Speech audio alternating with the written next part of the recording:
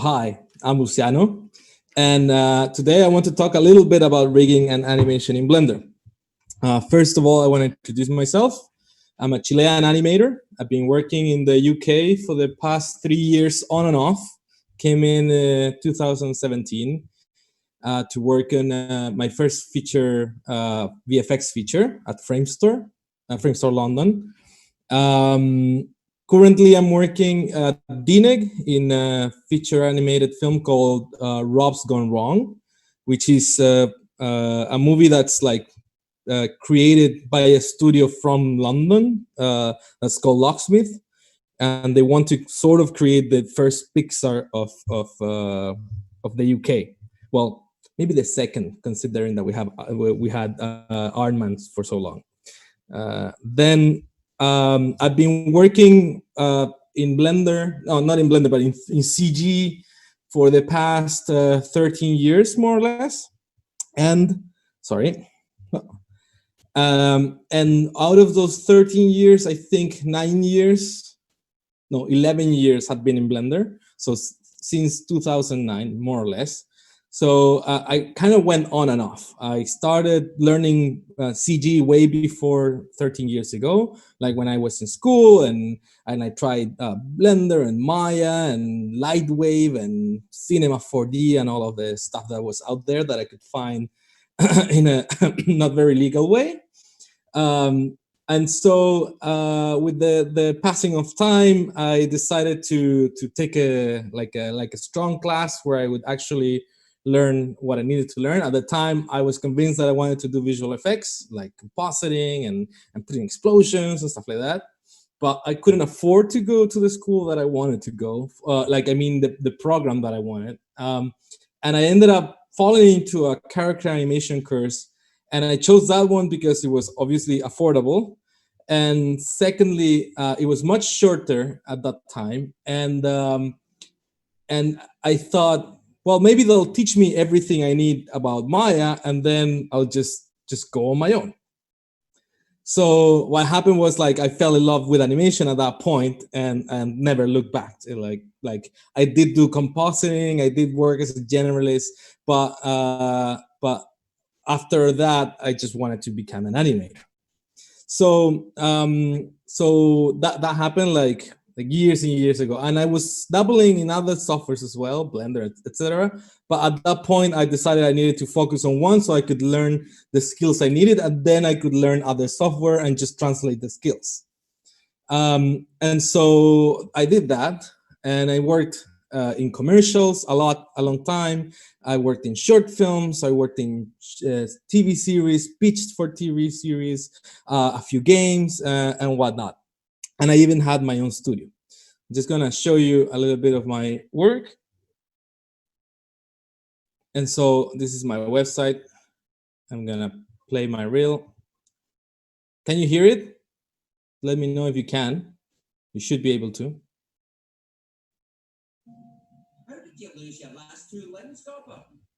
Oops. Yes, can hear that. Well, yeah, that's. Gee, I never would have thought of that. Let's get to the ball. Why wasn't I invited? Thank you.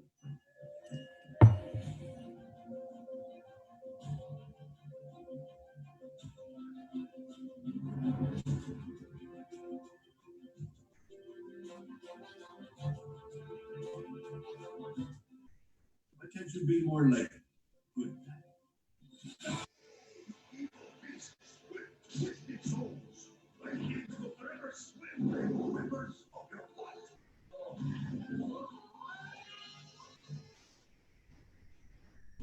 With this gentle touch.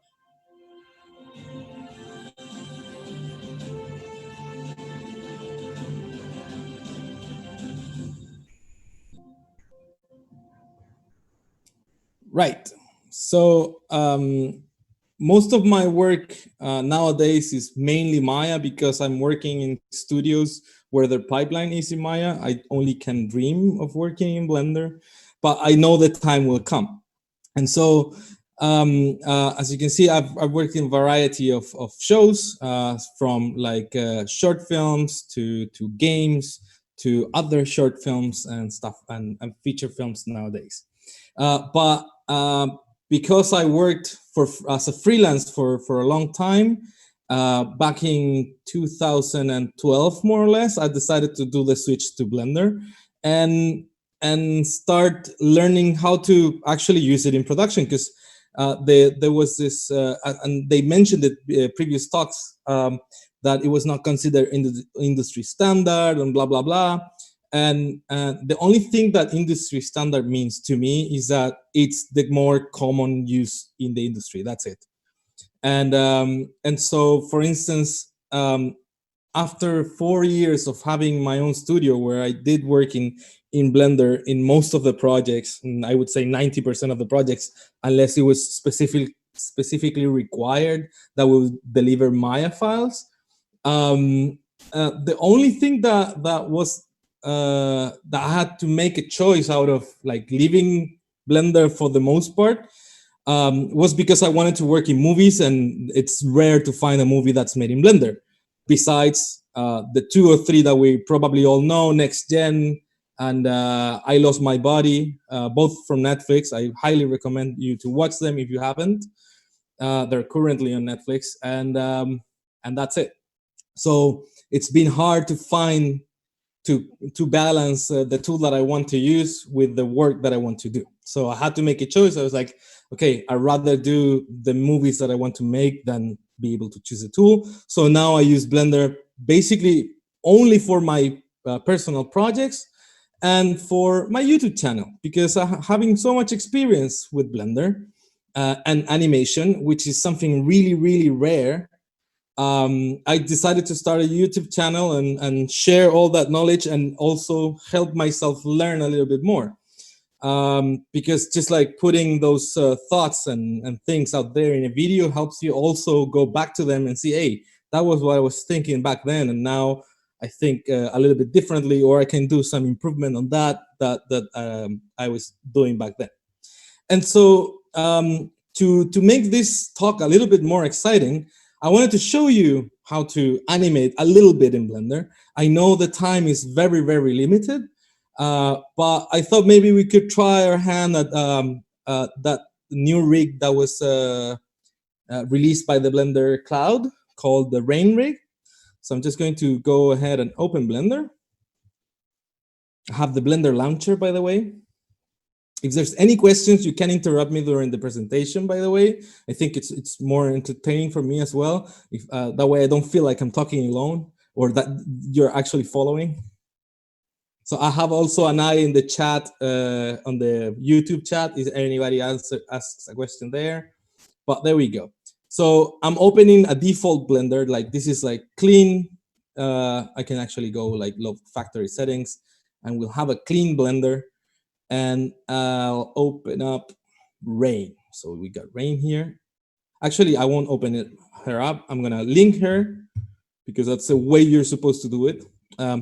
And this way has several things. This is a workflow thing in one sense, and also makes it more practical. The one of the main reasons that you want to always link a character into a scene is basically because if you then make a modification to that character, and then you linked it to several shots that are going to be your sequence, then that change will propagate to all your scenes. That's one of the reasons. The other reason is that if you save your file that has your rig, your textures, your model, and the animation, your file could easily be 100 megabytes, 200 megabytes, 700 megabytes, depending on how complex your rig and character is. And so whenever you want to update a little bit on your animation, you'll have to wait for that file to be saved. Blender we're lucky that it's so fast at saving, but after something like a 700 megabytes, you start feeling the sluggishness of the save. Like it's 2-3 seconds, but that's enough to make you wonder what's going on. And so if you link the file to a clean file, like I'm going to do right now, I'm just going to go link. I'm gonna find her. Rain, rain, collection. Rain, that's the collection for rain. You link her. And then I'm going to go to object and then relations make proxy, and I'm gonna look for rig. Now we got a character that actually you can move. Interestingly enough, is in black, white, no idea. There we go, loading the textures. Gorgeous. There we go. So this is probably something to do with, there we go, vertex colors. Interesting that the material doesn't show the actual colors, but that's okay. So now we have the file here, and it's just as if we were working in the original file, but I'm gonna save it, desktop. I'm just gonna call it linked rain. Just gonna move the microphone away. And you'll see that the linked rain file is only 4.9 megabytes. So that means that whenever I save, if I save iterations of this file, then that file will only grow so much because I'm adding just keyframes and more keyframes. And maybe that will end up being 50 megabytes or something like that, which I doubt. But it's already starting from a much smaller file than what we have with rain. And in the case that we were saving it with rain inside, we would have the 24 megabytes plus the new 5 more megabytes, and then whatever we add on top of that. So it just makes it better. And so here we are. And I really like this character. It's very pretty. I can see that maybe we don't have the, what's it called? The panel, because all of the rigs nowadays, mostly in Blender, have a panel where you have all of the options that are regarding this rig, like switches, which are really important. We're gonna see them now. And so usually when you link a rig, either they do a trick for those panels to kind of come in, or you need to do it on your own. So we'll see if we can do this by going to the text editor, because these panels are created with a script. So I'm guessing rain is going to be the one. You can see that there's probably not. Oh yeah, there we go. Play, and then maybe we need to also load the cloud rig one. There we go. Now we got this cloud rig panel over here, and just gonna move it around. Cloud, yes. Now we got the panel from the rig, and this panel is quite long. So we're gonna hide what we don't need for now. Viewport display, we don't need this, and then actually we'll just keep hiding them all. Whoop.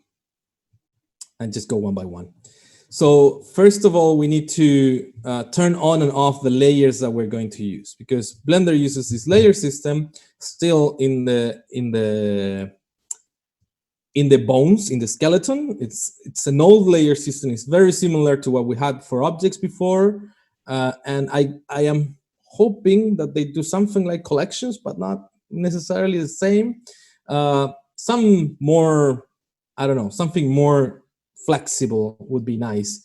And at this point, what happens is basically in that script that we did creates a button that will turn on and off one of the layers, and would name it and put it somewhere where we can see it instead of being here. And so we can just turn on and off all of the different little sets of controls. But as you can see, as I turn them on, they turn on here. The good thing about having these two different separate menus for the layers is that on the one side, you can have a bunch of layers that the rigger chooses to keep hidden for the animator, and you as an animator only figure out these ones. These ones are the ones that you actually need to use. So that's not too bad. But yeah, there should be better ways, that's for sure. And as you can see, we have a bunch of controllers. This character is, I would say, fairly well featured. There are a few things that I discovered that I'm not super fond of, but we'll talk about them. So the first thing that we want to do to try and do a little walk cycle, I don't think we're going to get an walk cycle finished, but at least we're going to try and go through the main poses to create the mechanics of a walk cycle. So ideally, we're going to work with the FK arms and IK legs. If you don't know what these are, FK is basically forward kinematics, meaning that the movement goes on the direction of the hierarchy. So hierarchically, your torso is the parent of the shoulders, is the parent of the arms, of the forearms, of the wrists, of the hands, of the fingers, etc. So that would be like a forward kinematics chain. And so if I move the torso, then the rest follows. If I move the shoulder, the rest follows, the arm, and so on, right? And so it follows that chain. But there's also something called inverse kinematics, which is at the IK. And basically this does the opposite. And it serves for particular cases, but not necessarily you need to use it on those cases. So the idea is that basically, if you can see, I'm not sure, I'm gonna see if you can see my screen as well. Just gonna see if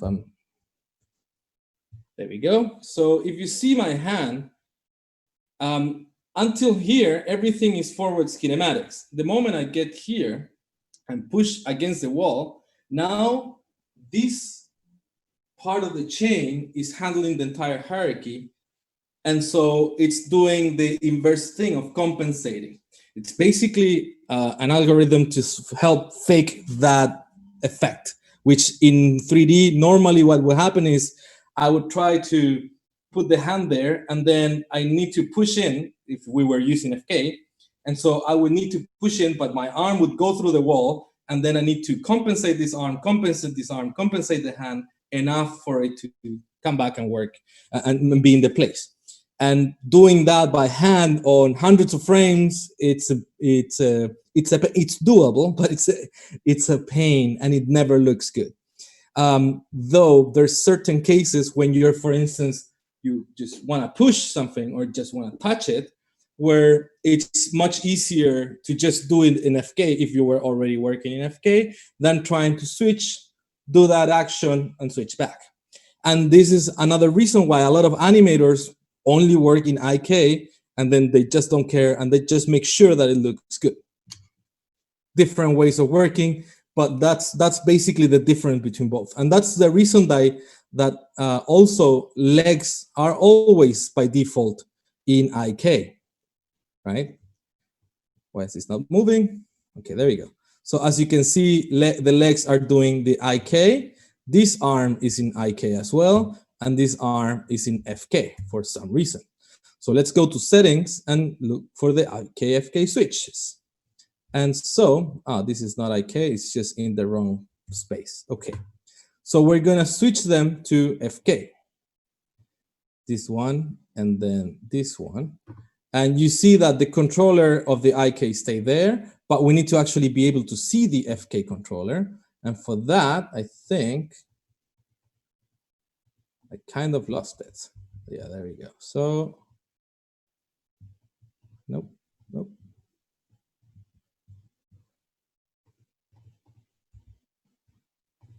Yeah, that's okay. Let's hide everything again. Let's see only what we need. FK, there we go. They were hidden by hiding with the H. So that's one of the things I really like to use a lot, is being able to hide and unhide stuff with the H and Shift H and Alt H. For some reason, these guys were hidden at this moment. So now we have those red controllers, which represents the FK controllers, and these ones, which represent the IK ones. And so this one, it's in a different space, I said, and that means that, as you can see, it's here. This arm is following the chest, while the other arm is following the root, so this bone. So that means that when I move this one will follow as well.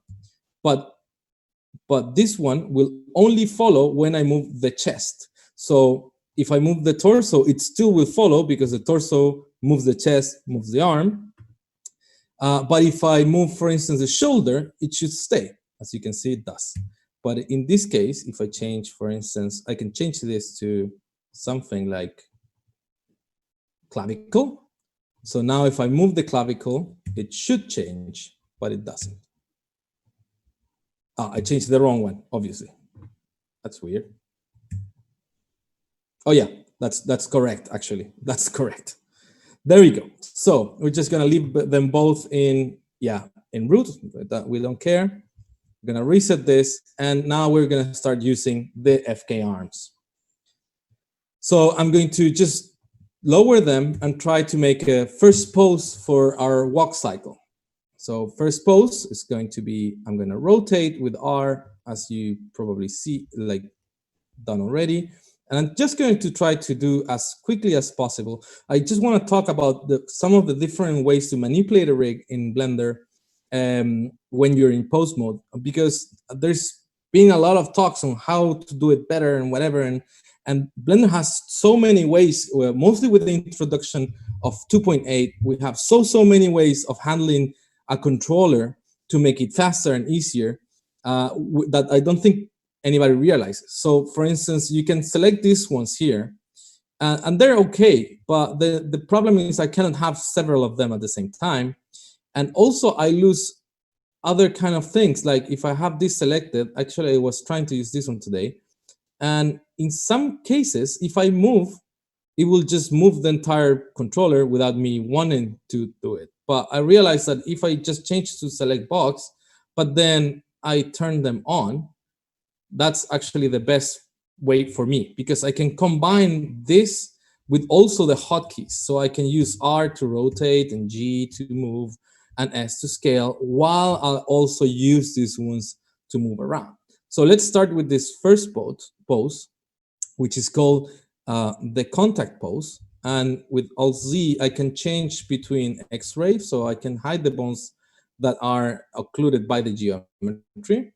So I'm just going to move this arm a little bit over there. I'm going to select that controller and rotate with R Z, and then I'm going to lower this one as well, but I want to lower it just in that axis, and then I'm going to move it in that one. So you can see I can change the way I move the things that seems easier at the time. So I can either pick it from here or use the letter or use the middle mouse drag, or like there's all of these ways that are making it easier for me to just handle the rig faster, right? Also, something I like to do is I like to hide the controllers that I'm not using. So for instance, it would be super easy at this point to just select all of these guys here. And since I'm not using anything else, and just maybe add this one, the ones that I know I need to use at this point, just keep these ones, and then Shift H and hide everything else. And that's gonna make it much faster for me to be able to create these first few poses, which I need for my walk cycle blocking. So as you can see, I'm not taking that much time. I'm gonna unhide them now, and I'm gonna add, like, remove that one and hide them again. And so I can also use these ones. Yeah, something like so, but I want this one. Oops. Shift Alt H. So again, I want to select that one. And this is when something like selection sets comes handy. And actually, I'm going to turn them on because they come with Blender bundled. This is something that everybody should know that's doing animation. So we go selection. I think they're kind of old in the way that they work interface-wise. It could be much nicer, but it's what we got for now. And so I guess it's easy enough. So in this panel, in the armature panel, we got the selection sets. And so I can just select all of these guys, create a new selection set, and assign it. And so I Shift H and Alt H, and then I'll add this one, and actually that one. not this one. And then select them, Alt H, Shift H, and then yeah. So we can always have that selection for not forget what we're using. And we could create like groups of controls there and stuff like that. So yeah, this is a bit wonky for now. So I'll just change a little bit the behavior of the arms. As you can see at this moment, what we're doing is I'm counter animating from whenever I move the shoulder, I need to counter animate the arm. So because the shoulder is the forward kinematics parent of that part of the arm, whenever I move the shoulder, I need to then move the arm back more or less to its position. That's what spaces are for. And so basically, this arm is in the space of the clavicle, but you can have the arm in a different space, and we'll look at it here. I think it's this one. So it's in Blender. I don't know why it's called hinge. That's not an industry standard term. It's called space. And what I can do is, this is the left arm, is it? Yeah, left arm. And if you can see it here, I can push, slide this, and what's gonna happen is like the arm is going to go to the space of the world. And so now if I move the shoulder, the arm stays in the same position. But the problem is I'm losing that pose. And so that's why they created this little button, which is the snap. So now it did exactly the same, just kept the pose or the position. And so now I can start from there. And realize like I haven't even started putting one keyframe, right? And so, wait, I think my camera, I'm sorry, my camera is running out of battery. So I'm just gonna plug it in quickly. Oh, there we go.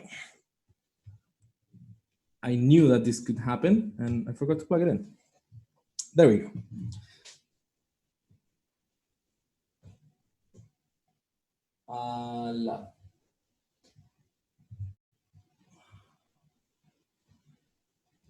Yes. I'm back. I'm sorry. So, as I was saying, we haven't even put the first keyframe, but it's really important that when you are starting your animation to basically just put your settings of your character. It's kind of like when you're going to render, you need to set up all your parameters for the render to come out the way you want. In Blender, like in animation, it's kind of backwards. You need to start setting up the character the way you're going to use it for animation, for the animation that you're going to do. A lot of the times, because of planning, you should already know what space you want to use on the arms and the legs, what if you're going to use IK or FK or anything else. And so I'm going to do the same with this one over here. And now you can see like I can move the shoulders without so much problems. And now, for some reason, this is getting slow, but there we go. And so I haven't touched the arms or the hands or anything like that yet. And now I'm going to move a little bit the foot, because we're trying to do what's called the contact pose. Basically, is the pose where the foot that goes on forward, it's about to touch or just touching the ground. And the other foot, the one that's behind, it's about to leave. So contact. So I'm just going to move this forward. And as you can see, like it makes it easier to be able to change all these things, use the different kind of widgets and stuff while you're getting a pose done quickly. And this is one of the reasons I feel, and I've talked to many friends about this, and we seem to agree, Blender is great at blocking animation, blocking a scene, blocking lighting, because most of the tools are really quick to use on a broad way. It's fast to just like throw stuff at it. And the moment where it doesn't fall short, because we've seen the level of stuff that can be achieved. But the part that it feels a little bit more sort of limited, or not limited, but harder to work in is in the fine details. So you're missing stuff like what they say, animation layers in this case, or in the case of lighting, you don't have the lighting groups, stuff like that. And so all of that usually doesn't matter when you're just blocking out a scene, but when you want to do fine like tuning of things, that's when that stuff really matters. So I'm going to change the spine here to IK spine. I don't know why it doesn't have like a little button there, but yeah, that's much better for me. So basically now I'm compensating the body, the chest, with whatever the torso is doing. So the torso, because the foot is in that, it's going to be placed that in that position. Then it's moving to that one side. And so you see here, it's kind of hard to do sometimes. So I need to, or I can just look at it from the front and use this, and then look at it from here and use that, trying to compensate and so on. So I think we're gonna, as seems that the time is gonna kill us, and that we might end up just not even finishing this first pose. But I just want you to see that now that we got this, then Blender has a bunch of tools that are really, really useful and make it super fast and super easy for animation. So I'm just gonna make my timeline 24 frames per second, and I'm going to copy.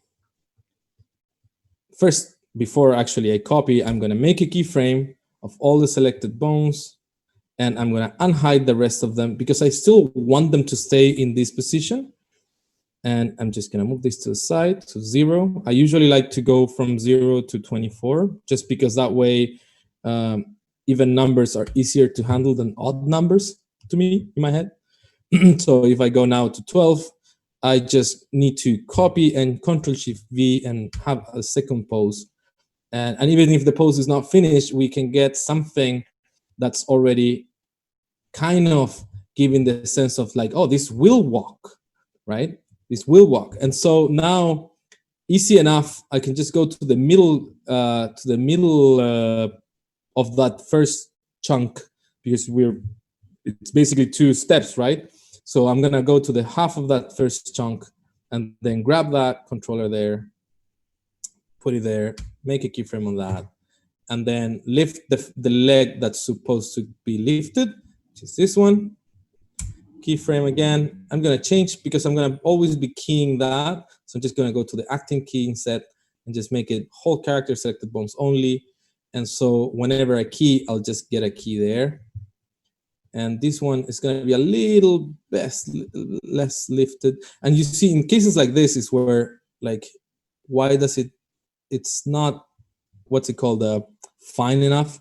And so I need to select it and then shift, and then it can sort of work. Or if I use G and then Z and then start using the arrows on my keyboard, that allows a little bit for more fine tuning. And if I press shift, like I hold shift while I'm using those arrows, then it just moves a tiny bit, and then press enter, and that's it. And that kind of works. I think those are a lot of interactions that most people don't really know exist. And so now that we have, it's pretty bad so far, but we won't have time to refine it enough. I just want to make sure this goes there. And now, for instance, I could just simply copy, select these 3 guys here, Control C, and then Control Shift V, and then make a keyframe there. And then, as you can see, we're starting to get something that at some point will look like a walk cycle. So that's why also it's so important that that first few poses start really strong, because the stronger they start, the easier to make this work better becomes. So now, for instance, I'll just rotate this there, hit a keyframe. Then I'll make sure that this one is also rotated back to its position, and then I'll just push the leg where it should go, more or less.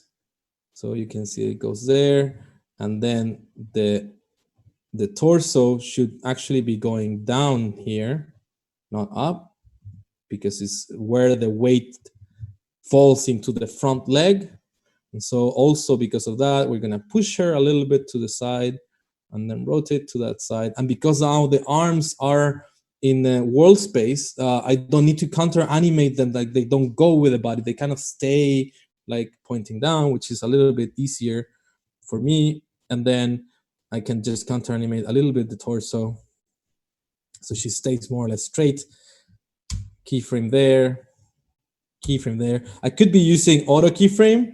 I'm just trying to be very precise at this point about what I want to key.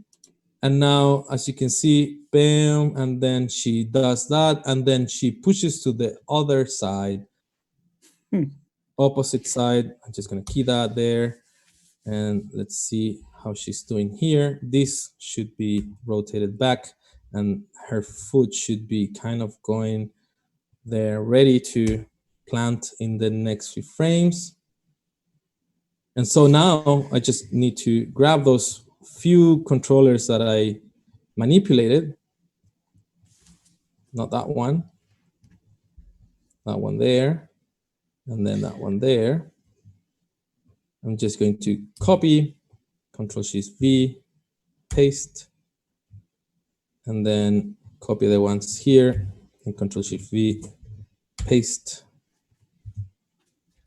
Luciano. And yeah, it's not great. It needs a lot more work, but in a matter of 10 minutes, more or less, besides the fact that it took me that time into getting started. You are mesmerizing, Luciano. We get something working. Yes. Right? So yeah, I'll just close it up.